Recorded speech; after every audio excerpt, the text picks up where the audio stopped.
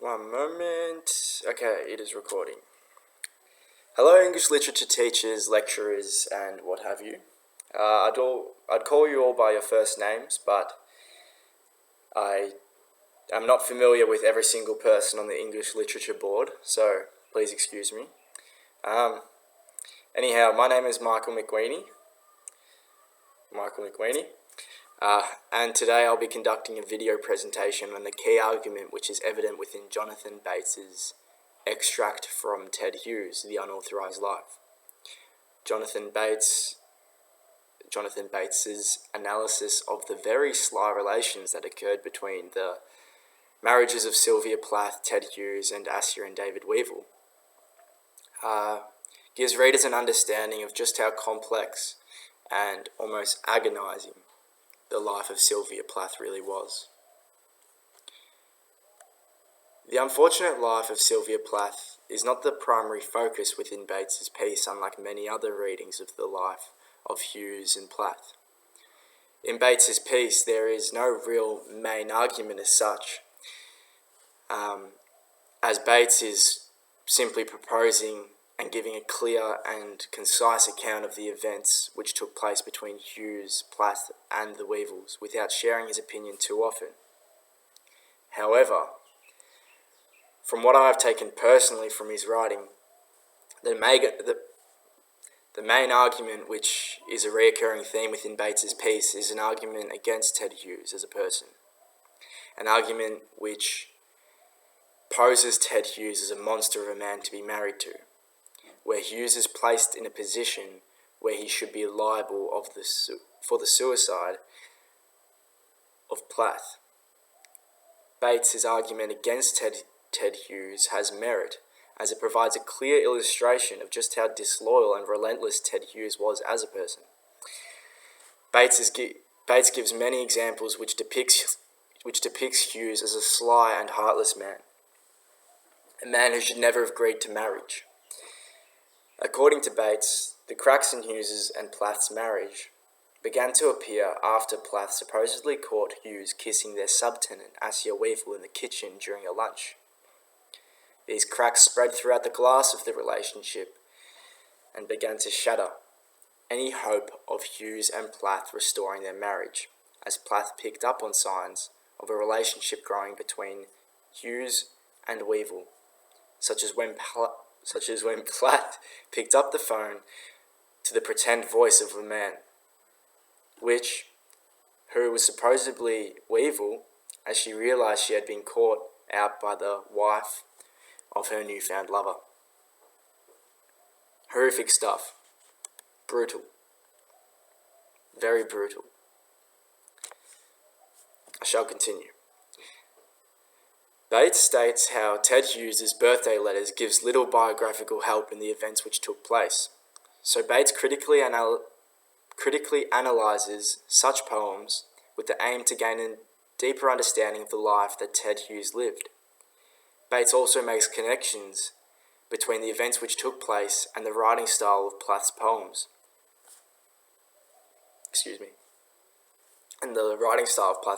By choosing to mention how particular poems correlate well with the raw emotion in which Plath was subjected to during her breakdown.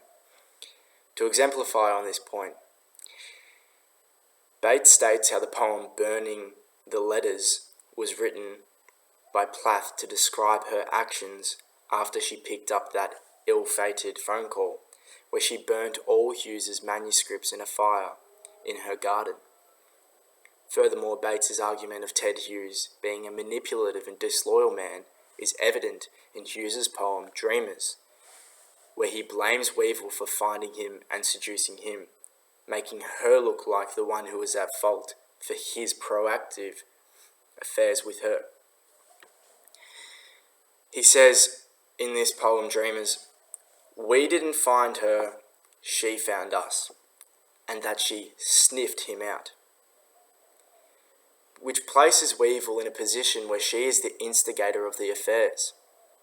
By writing in such a way, it puts more merit behind Bates's argument of Hughes being a biased thinker and a manipulative man, as he publishes writing which puts other individuals in positions where they are labelled as the wrongdoer rather than him.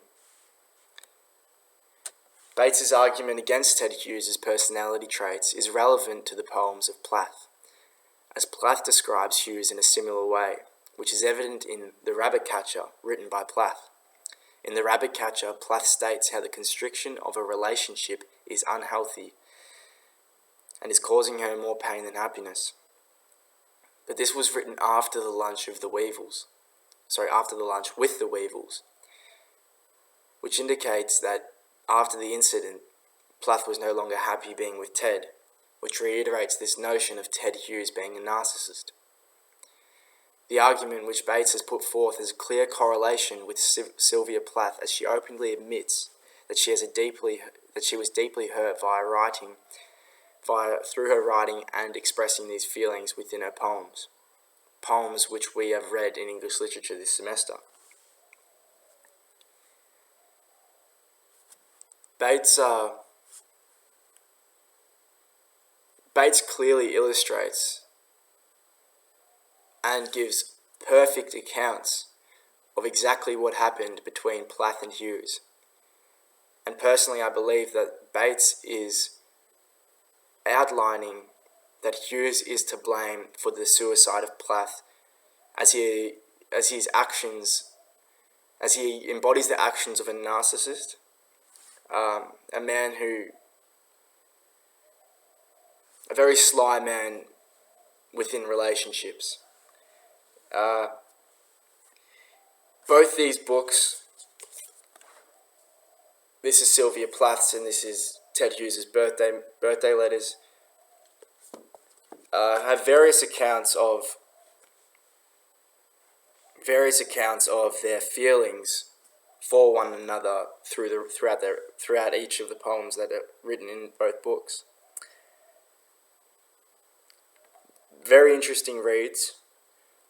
I wouldn't say they're happy as such, but have definitely broadened my knowledge about what can happen in a relationship if one chooses to cheat on another.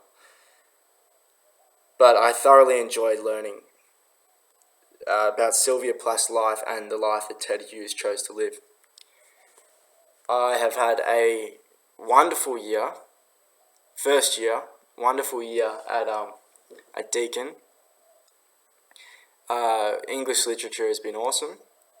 The books that you choose are awesome, and I will continue to read and do English literature. This is fun. This is good, broadening my knowledge. So thank you for the year, whoever's marking this. Thank you, yeah. Have a good holidays and I'll see you next year.